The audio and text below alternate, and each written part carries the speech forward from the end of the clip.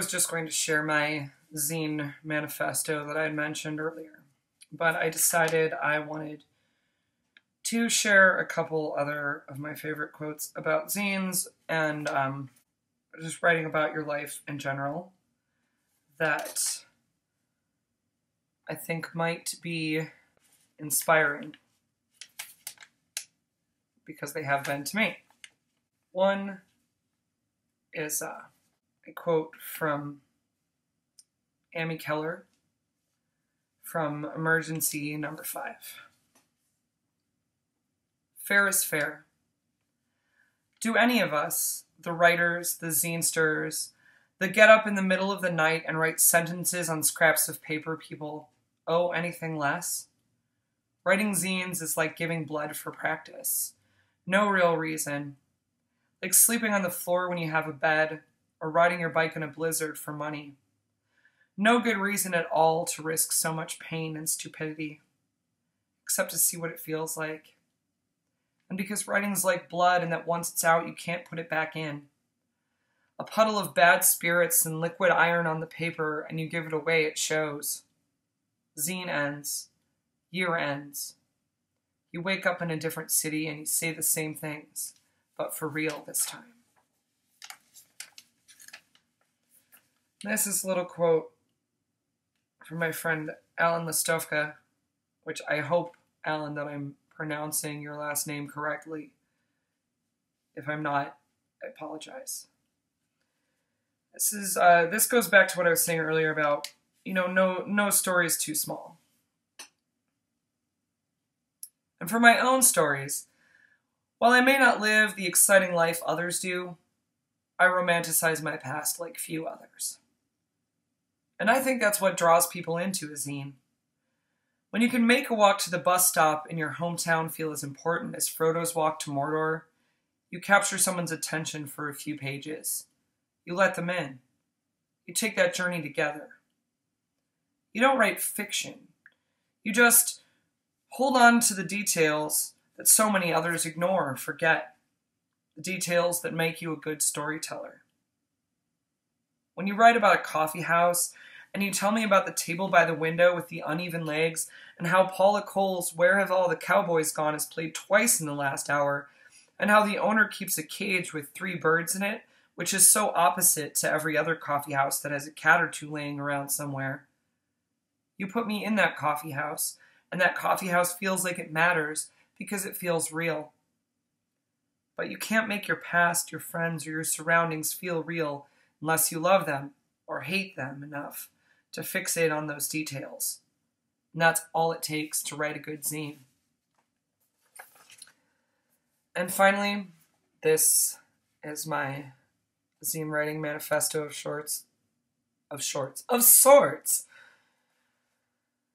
I'm losing it. Okay, so I wrote this for an issue of my zine in 2013, and then it was later also reprinted in the Chap S zine. And, a couple disclaimers. Disclaimers about a thing that is about disclaimers. Again, we're getting meta in the club tonight. So, for one thing, I refer to myself as a girl in this, and gender is weird, and I don't really know how to define mine. But that's another story for another time. But anyways, so just take it with a grain of salt.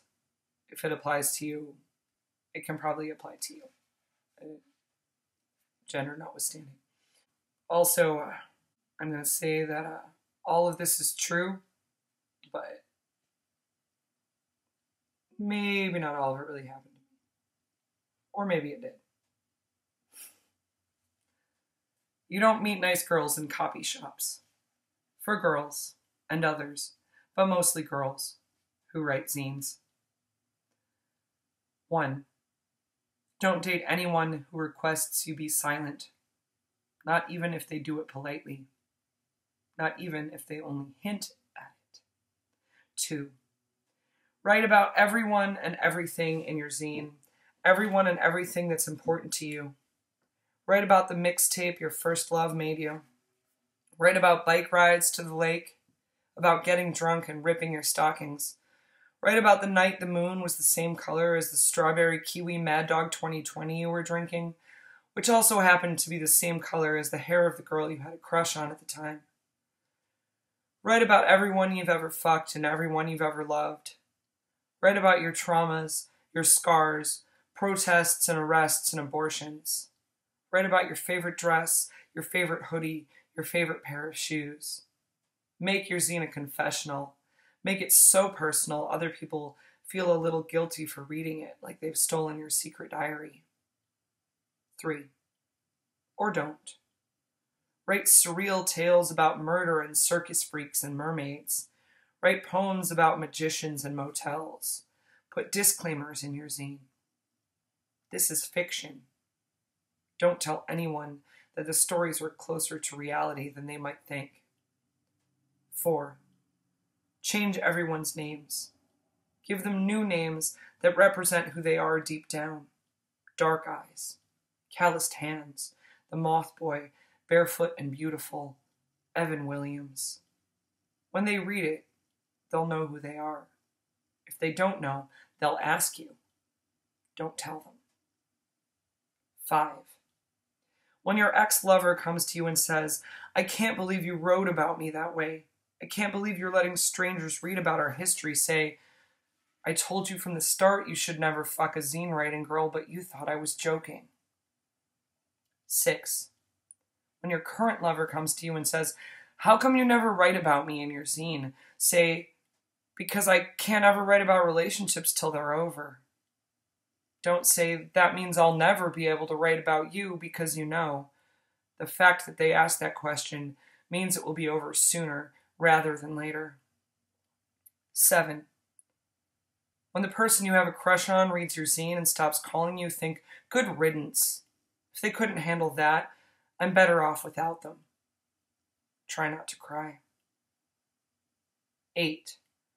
When your mother wants to read your zines to see if there are any lesbian undertones, only give her the ones about boys. Say, "This is all of them." She will then believe you're straight and never ask about your zines again. 9. When your girlfriend reads your zine and says, "All you ever write about is punk rock and crushes and road trips. Where's all the political stuff? I guess you're not very committed to the cause." Casually gesture toward your anarchy symbol tattoo, so she remembers that you were at least committed enough to get it permanently etched into your flesh. Then take her to a punk rock show. If she sees how much the music means to you, she'll understand. 10. When that same girlfriend reads a different issue of your zine, reads about one of those road trips you so often go on, and gets mad because you ate a burger in a roadside diner and therefore aren't a pure vegan like she is, dump her. Then go out to a diner, eat a bacon cheeseburger, laugh about it, then feel sick to your stomach. Try not to cry. 11. When your boyfriend reads an issue of your zine that's more overtly political than usual and scoffs at you saying, "You're so naive. I can't believe you think anarchism would ever work in the real world," start singing, "Only anarchists are pretty." When he rolls his eyes, spit coffee in his face. 12. When your boyfriend gets jealous because you write so much about your former lovers and tells you he's afraid you'd rather be with one of them, reassure him that the past is just a good story and that you're very happy being with him. When he tallies in his head the number of past lovers you've written about, decides it's too many, and calls you a slut, leave him. Take all the beer in the fridge with you. 13. When your best friend and sometimes lover reads your zine, an issue that you've stated is fiction, and comes to you asking which stories are fiction and which stories really happened, say, "They're stories." When they keep pestering you about it, do not yell. Say, "They're stories." Decide that someone who can't accept the blurred line between fact and fiction without explanation isn't worthy of being your best friend or your lover. 14. When you're doing a zine reading and your other best friend, the one you spend so much time with that everyone thinks you're secretly dating, says, read a story with me in it.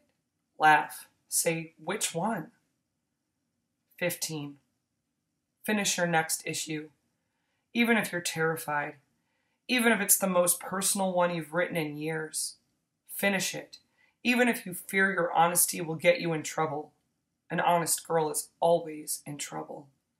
If you're afraid that the people you're writing about will guess at their pseudonyms and get angry about the stories you're telling, write a disclaimer. State it simply. You're so vain, you probably think this zine is about you. It's not. Finish it. Stay up all night if you have to. Drink coffee till your hands shake. Stare at the computer screen or the blank page till you can't see straight. Finish it if it's the last zine you do. 16. Don't date anyone who demands your silence. Don't date anyone who demands. Don't date anyone. Just write. Oh, how they fantasize with fanzine smiles. Don't let